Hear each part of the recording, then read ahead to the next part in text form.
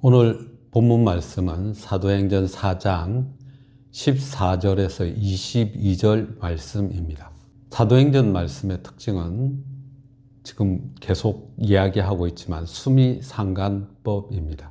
그리고 또 하나는 요한복음처럼 그렇게 조직적인 그런 수미상관법으로 이어지진 않았지만 앞뒤 단락이 서로 연결되어져 있는 곳이 많이 있습니다. 오늘 말씀도 지난주 말씀과 보면 똑같은 구조로 이렇게 연결되어져 있는 것을 보게 됩니다.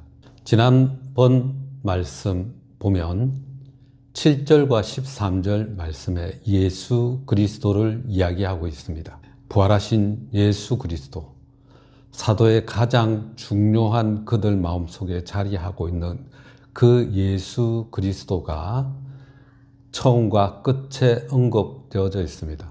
오늘 말씀도 마찬가지입니다. 공회원들에게 충격이라고 할 수 있는 그 표적, 병 나은 자에 대한 이야기가 14절 말씀, 22절 말씀에 기록되어져 있습니다. 이어서 9절 말씀을 보면 사도들은 공회원들의 그 마음을 파악을 했습니다. 착한 일에 대한 언급을 하면서 그들의 마음을 헤아리고 있습니다. 그러나 오늘 말씀 보면 15절에서 공회원들은 사도들을 그 공회 석상에서 나갈 것을 요구합니다. 그들과의 관계 단절되어지는 것을 보게 됩니다. 사도들은, 성령이 충만한 사람들은 상대방의 의도를 파악하지만 그러나 성령이 충만하지 않은 사람들은 그런 의도를 알고자 하지 않는, 상대의 마음을 읽지 않는 그런 모습을 보게 됩니다. 계속해서 10절 말씀, 부활하신 예수 그리스도, 또 12절 말씀에 그 이름 외에는 구원이 허락받지 않은 것에 대한 그들의 믿음의 고백에 따른 그 확정된 마음을 그들은 확실히 증거하기 위해서 노력하는 것을 보게 됩니다. 오늘 말씀에서는 보면 17절, 18절, 또 21절 말씀에서 공회원들은 나타난 감출 수 없는 그 표적에 대해서 말하지 못하게 하고 또 위협하고 그것을 감추려고 노력하는 것을 보게 됩니다. 성령이 충만한 사람, 그 사도들과 반대되는 그런 모습들을 계속 묘사하고 있습니다. 마지막으로 11절 말씀, 건축자의 버린 돌이 집 모퉁이의 머릿돌이 된다는 그 예언의 말씀이 사도들을 통해서 이루어지는 것을 보게 됩니다. 19절 말씀을 보면 베드로의 말이지만 사도들은 하나님의 말씀에 순종하는 모습, 그러나 공회원들은 사람들의 그 반응, 사람들의 말을 두려워하는 것을 간접적으로 묘사하고 있습니다. 하나님이 예수 그리스도를 살리신 것, 건축자의 버린 돌로서 집 모퉁이의 머릿돌 되게 하시겠다는 그 말씀인 것을 깨닫는 사도들, 또 그 깨달은 그 말씀에 따라 분명하게 그들의 삶을 그렇게 주님께 드리며 복음 전하는 것에 온 힘을 쏟는 사도들에 비하면 공회원들은 예수 그리스도를 십자가에 못 박는 일을 당연하게 생각하고 또 사도들을 대하는 그 태도가 무시하는, 상대를 존중하지 않는 그런 모습들, 또 그렇게 표적으로 드러난 사실들을 그렇게 은폐하려고 하는 그런 노력들을 하는 그런 모습을 보게 됩니다.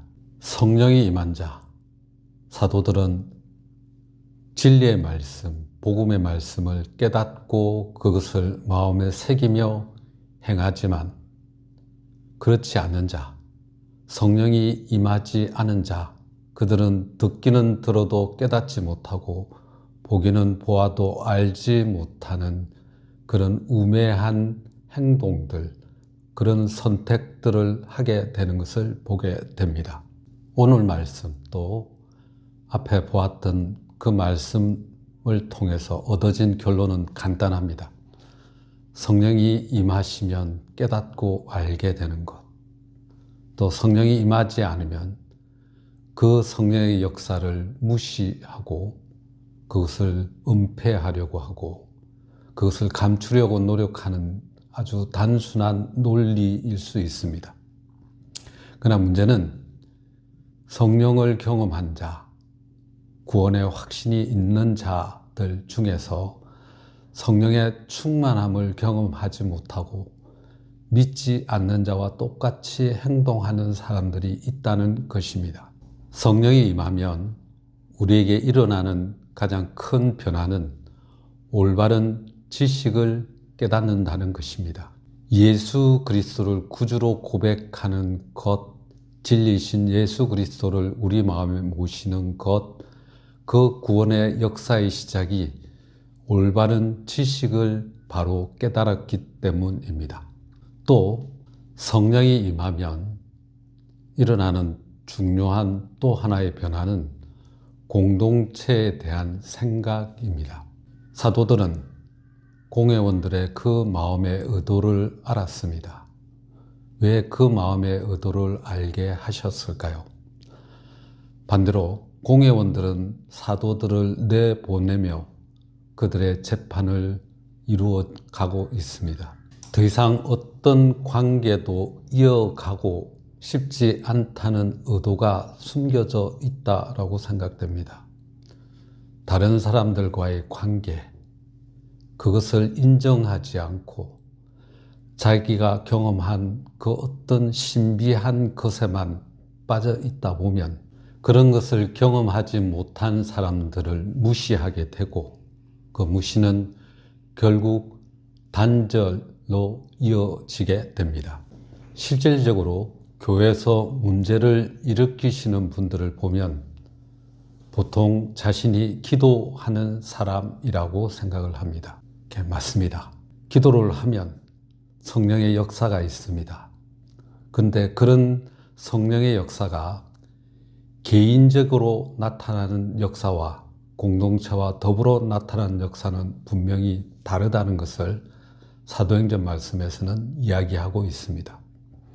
개인적인 성령의 역사, 그것은 그 개인의 치유와 회복과 성숙이라는 그런 믿음의 그런 역사들이 나타나게 됩니다. 공동체는 다릅니다. 공동체는 그 믿음의 역사가 놀라운 그런 능력으로, 권능으로, 성령의 권능으로 나타나게 된다는 것입니다. 성령의 놀라운 능력이 개인에게 임하는 것은 개인의 믿음을 더 굳건히 세우기 위한 성령의 그런 역사입니다. 사실 믿음이 굳건해지는 것은 치유와 회복과 성숙이 이례적인 사건으로 다 마무리되어지는 것은 아닙니다. 반복된 훈련과 그런 연속으로 우리가 온전히 치유되고 온전히 회복되고 또한 성숙해져 가야 됩니다. 그러나 문제를 일으키는 많은 분들은 그 몇 번의 치유, 회복, 성숙 또는 성령의 그런 은사들을 체험한 것으로 모든 것이 이루어졌다라고 생각을 합니다. 그렇지 않습니다. 여전히 미숙하고 여전히 상처투성인 그런 자신이 있을 뿐입니다. 그것이 바로 교회가 필요한 이유입니다. 개인적인 그런 미숙, 공동체가 함께 할 때 그런 부분들을 채워줄 수 있습니다. 19절 말씀에서 하나님의 말을 듣는 것에 대한 오해가 없기를 바랍니다. 나에게만 그런 하나님의 말씀이 임하는 것처럼 착각하면 안 됩니다. 말씀을 맺고자 합니다. 오늘 말씀 또 지난주 말씀 연결하면 성령이 임하느냐 임하지 않느냐 명백하게 다르다. 있는 것을 깨닫게 됩니다. 또 하나, 성령이 임한 많은 개인들이 실수하는 이유, 그것은 교회를 중요하게 생각하지 않기 때문이라는 것 꼭 기억하시길 바랍니다. 성령은 우리로 하여금 지식, 올바른 진리를 깨닫게 합니다. 그리고 또한 공동체와 더불어, 교회와 더불어 함께 갈 것을 알게 합니다.